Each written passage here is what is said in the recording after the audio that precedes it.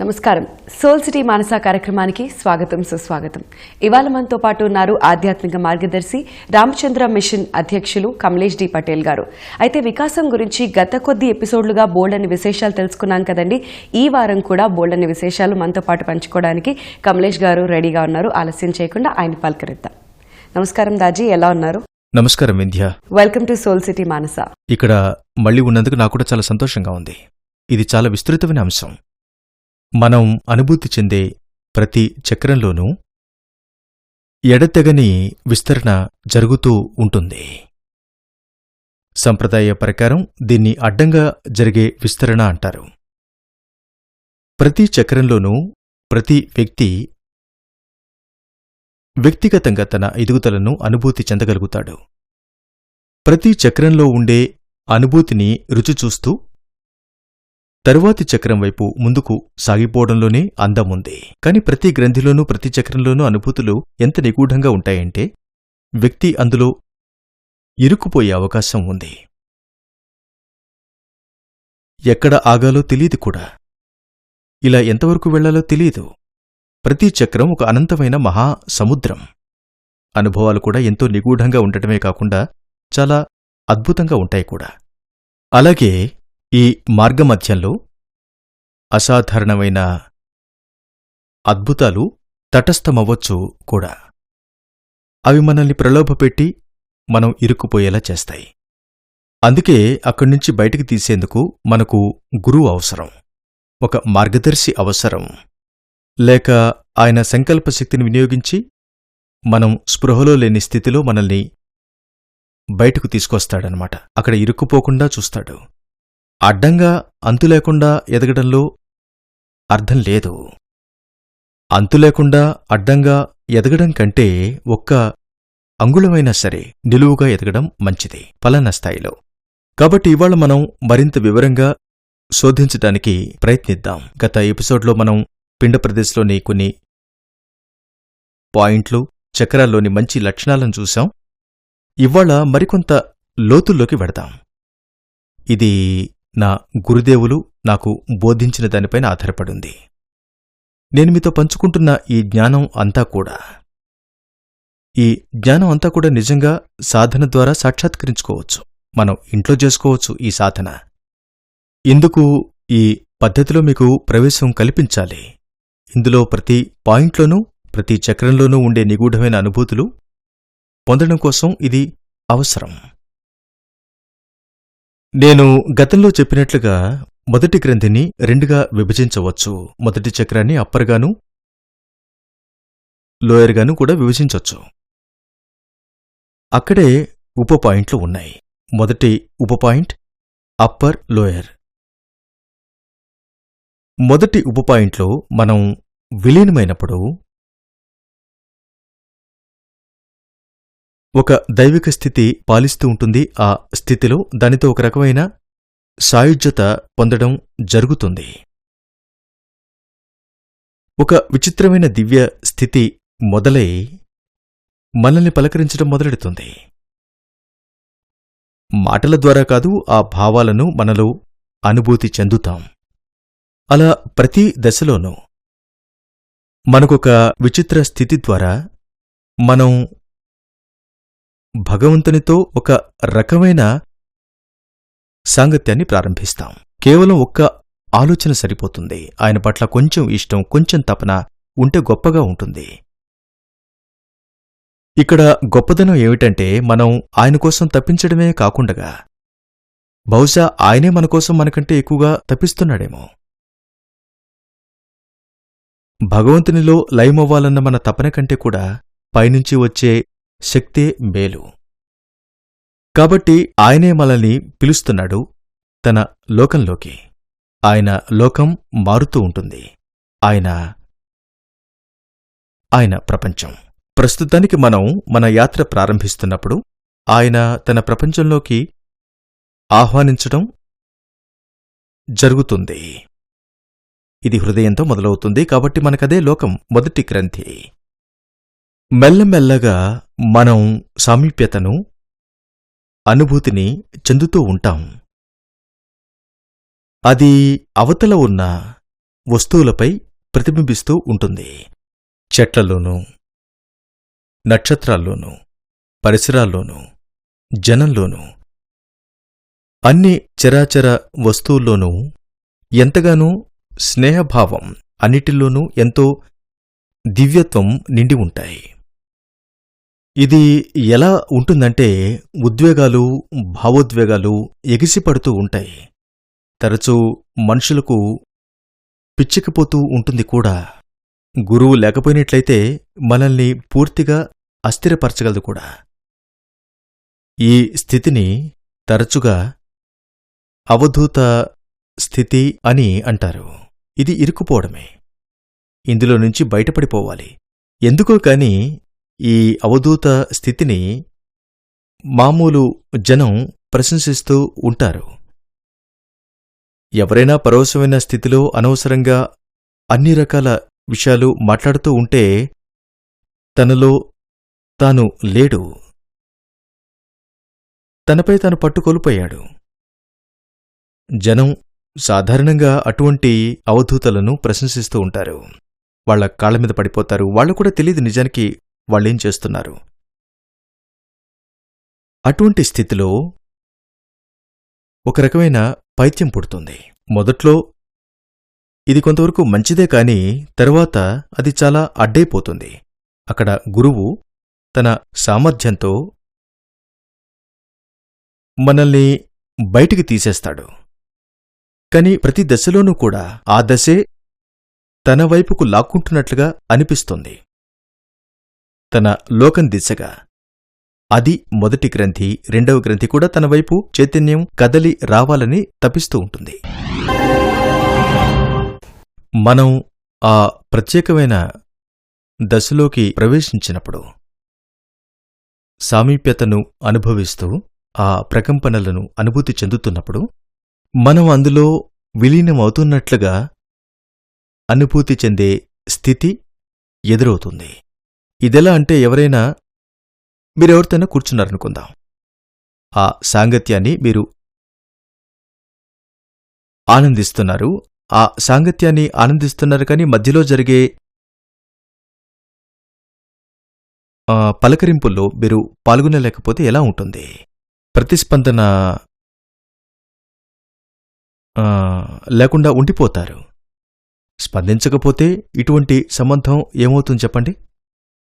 అధిక పెరగడం ఉండదు. దైవం నుంచి ఆకర్షణ ఉన్నా కూడా, ఆయన అనుకూల వాతావరణాన్ని సృష్టించినా కూడా, అటువంటి స్థితి ఉన్నా కూడా నాలో నేను ఆ స్థితిని గుర్తించగలగాలి. దాన్ని నేను మరింత తీక్షణంగా చేసుకోవాలి. ఆనందం ఉంటే దాన్ని మరింత తీవ్రం చేసుకోవాలి. శాంతి ఉంటే దాన్నే మరింత తీక్షణం చేసుకోవాలి. కేవలం మరింత ఎక్కువగా దృష్టిని సారించడం ద్వారా. దృష్టిని సారించండి, దాని ఎరుక కలిగి ఉండండి. అంతేగాక అది ఎదిగేలా చూసుకోండి. దీన్నే నేను స్థితిలో జీవం పోయడం అనంటాను. స్థితికి జీవం పోయడం, మరింత జీవం పోయడం. ఎలాగూ ఆనందంగా ఉంది, ఎలాగూ ప్రశాంతంగా ఉంది, దానికి మరింత జీవం పోయండి, తీక్షణం చెయ్యండి. అప్పుడు సమయం వచ్చినప్పుడు, సమయం అంటే దశాబ్దాలు కాదు, మరుక్షణమే ఆ స్థితికి జీవం పోసినప్పుడు, అందులో జీవాన్ని నింపగలిగినప్పుడు దాన్ని మీరు జీర్ణించుకోగలుగుతారు. మీలోకి, హృదయంలోకి తీసుకోగలుగుతారు. మీరు 2వ చక్రంలో ఉన్నా, 3వ చక్రంలో ఉన్నా, 4వ చక్రంలో ఉన్నా ఏమీ పర్వాలేదు. మన పని దీన్ని మనలోకి గ్రహించడమే, మనలో జీర్ణం చేసుకుంటూ పోవడమే. అప్పుడే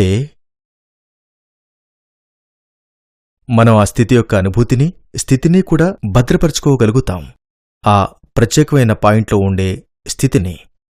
దీన్నే నేను ఆ స్థితిలో విలీనమైపోవడం అనంటాను. అన్ని యోగిక సాధనల యొక్క ప్రయోజనం ఇదే. ఇటువంటి స్థితిని గనక మనం మన ఆలోచన శక్తితో సాధించే ప్రయత్నం చేసినట్లయితే అది కేవలం కృత్రిమైనదిగానే మిగిలిపోతుంది. అది నిజమైంది కానేరదు. అది మొదటి ఉప పాయింట్ గురించి. రెండవ ఉప పాయింట్ అనేది ఇక్కడ స్థితి ఏ ప్రకారంగా ఉంటుందంటే, మన చుట్టూ ఉన్నవన్నీ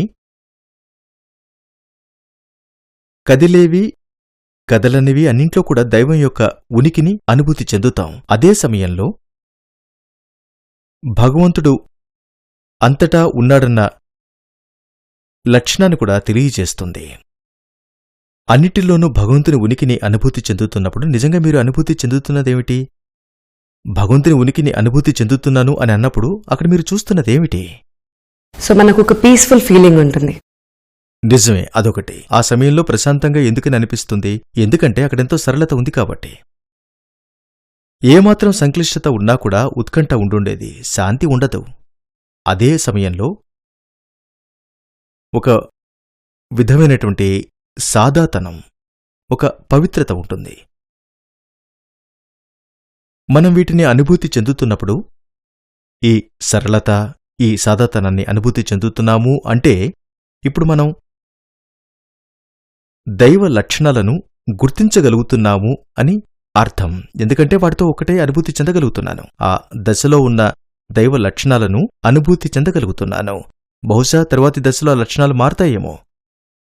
బహుశా మరో లక్షణాన్ని అనుభూతి చెందుతామేమో. నేను ఫలానా దైవ లక్షణాన్ని హర్షించగలిగినప్పుడు నేను దానితో ఒకటైపోతూ ఉంటాను. అవునా? ఒక చిన్నపిల్లలాగా తల్లి అస్తమానం వంట చేస్తూ ఉండడం చూసి చూసి బొమ్మ గరిటెలతోనూ వాటితోనూ నటించడం మొదలుపెడుతుంది. అవేమీ నిజంగా ఉండకపోవచ్చు, ప్లేట్లు, సాసర్లు లాంటివి లేకపోవచ్చు. కాని చూసావమ్మా, నేను నీకోసం టీ తయారు చేశాను అని అంటుంది. ఇది కేవలం నటన మాత్రమే. కాని ఆ పిల్లకు మాత్రం ఇది నిజమే. ఇక్కడ మనం నటించనక్కర్లేదు. ఒకసారి రెండవ ఉప పాయింట్లో ఉన్నప్పుడు అప్రయత్నంగానే అనుభూతి చెందుతారు. అయితే మనవైపు నుంచి కొంత విశాల దృక్పథం కలిగి ఉండాలి. అనుమానంగా ఉండకూడదు. ఓ, బహుశా ఇది నా అనుభవం కాదేమో, భ్రమ అయి ఉండవచ్చునేమో అని అనుకోకూడదు. అప్పుడు మిమ్మల్ని మీరు అనుమానిస్తున్నారనే అర్థం. ఇది సరైంది కాదు. నేనింతకుముందు చెప్పినట్లుగా ఈ 4 అనుభవాలు జరుగుతూ ఉంటాయి ప్రతి గ్రంథిలోనూ కూడా. ఈ 4 ఏమిటంటే, ఆ ప్రదేశం యొక్క లోకం పిలుస్తూ ఉన్నప్పుడు, మనం దాని సమీపంలోకి వెళ్ళినప్పుడు మనం ఎలాగో దానితో సారూప్యతను పొందుతాం. ఒక సమయం వస్తుంది, అప్పుడు మనలో భక్తి తీవ్రమై తీక్షణత పెంపొందినప్పుడు ఆ స్థితిలో సాయుధ్యం పొందడం ప్రారంభిస్తాం. ఒక్కటైపోతాం ఆ స్థాయిలో, అక్కడున్న స్థితితో. ఆ మేరకు భగవంతునిలో లయమైపోయాం అని అర్థం. అలాగే రెండవ దానికి వెళ్ళినప్పుడు కూడా ఇదే ప్రక్రియ కొనసాగుతుంది. అలాగే 3వ పాయింట్లో కూడా జరుగుతుంది. అలా మనం మనలో దైవ లక్షణాలను ఇనుమడింపజేసుకుంటూ ముందుకు అలా సాగుతూ ఉండడం జరుగుతూ ఉంటుంది. దీన్ని అర్థం చేసుకోవడానికి మరో మార్గం కూడా ఉంది. ఇక్కడ ప్రధానంగా 13 పాయింట్లున్నాయి. 13 చక్రాలు. హృదయంతో ప్రారంభమై, రెండవది ఆత్మచక్రం, 3వది అగ్ని, 4వది జల, 5వది ఆకాశం, 6వది త్రికుటి, 7వది 8, 9, 10, 11, 12, 13. 13వది సరిగ్గా ఆక్స్పిటల్ ఎముక వెనుక ఉంది. 1 అంగుళం లోపలుంటుంది, లేక 30వ అంగుళం కావచ్చు. ఒక చుక్కలాగా ఉంటుంది. కోసి చూస్తే ఏమీ కనపడదు. అక్కడ ఒక రంగాన్ని అనుభూతి చెందడం జరుగుతుంది. ఈ చక్రాలను ఈ విధంగా ఊహించుకోవచ్చు. ఒక కొవ్వొత్తి ఉందనుకుందాం. కొవ్వొత్తిని వెలిగించండి. దాని ముందు 13 రకాల అద్దాలను ఉంచండి. వివిధ రంగుల్లో ఉండే అద్దాలను ఉంచండి. 13వ అద్దం వద్ద చివరన అక్కడ వస్తున్న వెలుతురును చూడటానికి ప్రయత్నించండి. ఎంత వెలుగు ఉంటుంది, ఎంతుందో రాసుకోండి. మొట్టమొదటి అద్దాన్ని తొలగించి చూడండి ఎలా ఉంటుందో. మరింత ఎక్కువ వెలుతురు వస్తూ ఉంటుంది. రెండవది తొలగించండి అంటే మీరు అతీతంగా వెడుతున్నారన్నమాట. మొదటి దానికి అతీతంగా వెళ్లారు, రెండవ దాన్ని దాటారు. అప్పుడు మరింత వెలుతురు వస్తూ ఉంటుంది. ఇలా మనం ముందుకు సాగుతున్న కొద్దీ పాయింట్ తర్వాత పాయింట్, చక్రం తర్వాత చక్రం దాటుతున్నప్పుడు వాటితో సాయుధ్యాన్ని పొందుతూ ఇక మధ్యలో ఫిల్టర్లుండవు. కొవ్వొత్తికి గమనించే వ్యక్తికి మధ్య ఏమీ ఉండవు. కొవ్వొత్తి అంటే ఆత్మ, దాని గమనిస్తున్నది కూడా ఆత్మే. రెండూ ఒకటైపోయాయి. అప్పుడు యాత్ర పూర్తయినట్లు. ఇప్పుడు మనం తరువాతి చక్రాన్ని గురించి తెలుసుకుందాం. దీన్ని మనం ఆత్మచక్రం అంటాం. భక్తి లేకుండా ఈ యాత్ర అసంభవం. తీవ్రమైన భక్తిని పెంపొందించుకున్నప్పుడు, సమర్థుడైన గురువు మనకున్నప్పుడు ఆయన ఈ మార్గాన్ని శుభ్రం చేయడం జరుగుతుంది. భగవంతుడిని ఈ రెండవ పాయింట్ లేక రెండవ లోకం నుంచి పిలిస్తే సరిపోదు. మనం మొదటి పాయింట్పై పట్టు సంపాదించినా కూడా మధ్యలో ఉన్న ఈ మార్గాన్ని శుభ్రం చేయవలసి వస్తుంది. అది గురువు బాధ్యత. మళ్ళీ ఆయన మనకోసం ఈ మార్గాన్ని శుభ్రపరుస్తారు, ఆ బాటలో ఉండే ముళ్లను తొలగిస్తాడు. అలాగే ఈ రెండవ చక్రంలో రంగం సిద్ధం చేస్తాడు. స్పృహలో ఉన్నప్పుడు మనకు ఇబ్బంది లేకుండా చూస్తాడు. అలాగే ఇవన్నీ కాకుండగా సంకల్పం ఒక రకంగా అశాంతిగా తయారవుతుంది. ఆ సమయంలో ఆధ్యాత్మిక సాధన వదిలేయాలనిపిస్తుంది. ఆ దశ వచ్చినప్పుడు సరిగ్గా మనం మొదటి నుంచి రెండవ దానికి కదలబోయే సమయంలో మన ఉపచేతనావస్థ ఎందుకో వ్యతిరేకిస్తుంది, వెళ్లడానికి ఇష్టపడదు. కిండర్గార్డెన్లో ఉండే పిల్లవాడిలాగా. ఎలాగో తండ్రి ఉద్యోగం బదిలీ అయ్యింది, పిల్లవాడు మరో స్కూల్లో చేరవలసి ఉంది. చేరడం ఇష్టం లేదంటాడు, భయపడతాడు. కేవలం క్లాసు మారాలంటే కూడా, అదే స్కూలైనా కూడా టీచర్లు మారుతారు. చిన్నపిల్లవాడు దీన్ని భరించలేడు, బాగా కృంగిపోతాడు. ఒక్కోసారి మనం లంచాలతో మభ్యపెట్టాల్సి వస్తుంది. ఇలా చాలా స్థాయిలో ఉంటుంది. ఏమైనా ఇది చాలా కష్టకాలం. అక్కడే గురువు యొక్క సహాయం చాలా అవసరం. మనం గనక అప్రమత్తంగా ఉంటే మనం దీన్ని పట్టుకోగలుగుతాం. నేను తరువాతి దశకి వెడుతున్నాను అని ఎలా తెలుసుకోవడం? ఇదే మొదటి సంకేతం. ధ్యానం చెయ్యాలన్న తీక్షణమైన తపన లేనప్పుడు ఇది సంకేతాల్లో ఒకటి. కేవలం ఇదొకటే సంకేతం అని అనడం లేదు. ఒక సంకేతం ఏమిటంటే సాధనలో ఆసక్తిని కోల్పోతాం. ఉపచేతనావస్థలో ఎక్కడో నీకు ఇప్పుడు నువ్వు తరువాతి పాయింట్కు కదులుతున్నావని చెప్పడం జరుగుతుంది. కాని మనకు పరిచయం ఉన్న చక్రంలో ఉన్న సుఖాన్ని, సౌకర్యాన్ని వదులుకోవడానికి ఇష్టం ఉండదు. అక్కడ చైతన్యం ఎంతో సుఖంగా ఉంటుంది, హాయిగా ఇంట్లో ఉన్నట్లుంటుంది. కాని ప్రకృతికి పరిణామం కావాలి. ప్రకృతి ఒకే స్థాయిలో ఉండనివ్వదు. అది తోస్తూ ఉంటుంది, మనం వ్యతిరేకిస్తూ ఉంటాం. ఈ వ్యతిరేకత సాధన చెయ్యాలనిపించడం లేదనడంలో వ్యక్తమవుతుంది. ఒక్కోసారి ఈ ప్రక్రియను గురించిన అవగాహన లేనప్పుడు నెమ్మదిగా సాధన నుంచి తప్పుకుంటూ ఉంటాం. ఇది జరగకూడదు. వాస్తవానికి మీకు ధ్యానం చేయడం ఇష్టం లేకపోవడం అనేది మార్పుకు సంకేతమవుతుంది. వెంటనే ప్రశిక్షకుడి దగ్గరికి కాని, మార్గదర్శి వద్దకాని వెళ్ళి, నాకు ధ్యానం చేయాలని అనిపించడం లేదు, నేనెక్కడో ఇరుక్కుపోయాననుకుంటున్నాను, మీరేమైనా సహాయం చేయగలరని అడిగితే అప్పుడు ఏమైనా చేయడం కుదురుతుంది. ఈ ఆత్మచక్రంలో అంటే ఈ రెండవ పాయింట్లో సంప్రదాయ ప్రకారం మీకు గురువు లేడనుకోండి, మీరు 24 గంటలు 7 రోజులు పనిచేయాల్సి ఉంటుంది. ఇక్కడ్నుంచి ఇక్కడికి రావాలంటే మీ అంతటి మీరు స్వయంగా రావాలంటే చాలా తపస్సు చేయాల్సి ఉంటుంది. 24 గంటలు పనిచేయాల్సిన పనైపోతుంది. కేవలం సాధన అంతే. ఇలా చేస్తే 45 సంవత్సరాలు పట్టొచ్చు. మీకై మీరు స్వంతంగా సాధన చేయాలనుకుంటే ఇక్కడ్నుంచి ఇక్కడకు. కాని గురువు సహాయం ఉంటే అది చాలా తక్కువ సమయంలో పూర్తవచ్చు. కొన్ని రోజుల్లోనో కొన్ని వారాల్లోనో మన భక్తిని బట్టి సమయం పడుతుందంతే. అత్యున్నతమైన దానికోసం మీరెంత తప్పిస్తున్నారు అన్న దాన్ని బట్టి, ఎంత ఏడుస్తున్నారో దాన్ని బట్టి ఉంటుంది. ఇక్కడ ఈ ఆత్మచక్రం యొక్క గొప్పదనం ఏమిటంటే తేలికతనం. సరళత్వం పైన, పవిత్రత పైన మనం పట్టు సంపాదించిన మేరకు ఈ సాధనలో క్లీనింగ్ అనే ఒక ప్రత్యేకమైన ప్రక్రియ ఉంది. దీని ద్వారా మనం ఉదయం నుంచి నిత్యం మనం చేసే పనుల వల్ల ఏర్పరచుకున్న కొన్ని సంక్లిష్టతలను, మలినాలను తొలగించడం జరుగుతుంది. ఉదయం ధ్యానం అంతా మన హృదయంలో ఇప్పటికే ఉన్న దివ్యజ్యోతిపై దృష్టిని కేంద్రీకరించడం గురించే. సాయంకాలం మనం మనల్ని శుద్ధీకరించుకోవాలనుకుంటాం.